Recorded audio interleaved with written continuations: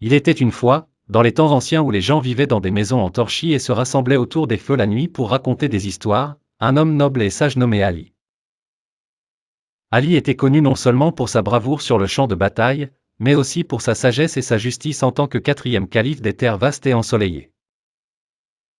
Ali était le cousin et le gendre du prophète Mohammed, et cela lui avait donné une éducation unique et riche en valeurs et en principes moraux. Les enfants aimaient l'écouter car il avait toujours une histoire empreinte de morale à leur raconter.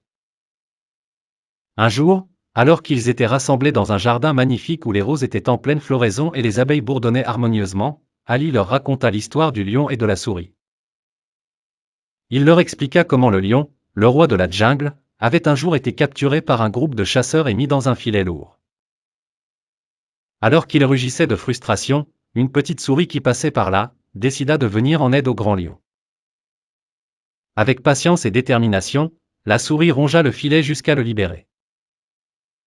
Les enfants étaient émerveillés par l'histoire et avaient appris qu'il ne fallait jamais sous-estimer qui que ce soit, car même le plus petit des amis pouvait vous aider dans les moments de besoin. Ali leur sourit doucement et leur dit que la moralité et la justice étaient comme ces petites actions de bonté, elles pouvaient transformer la vie de plusieurs manières inattendues. Ali était aimé par son peuple pour sa capacité à diriger avec le cœur et à prêcher l'importance de la bonté et de la justice. La légende raconte que ses paroles étaient comme des perles de sagesse qui illuminaient l'obscurité, guidant tous ceux qui étaient perdus vers le chemin de la vérité et du bonheur.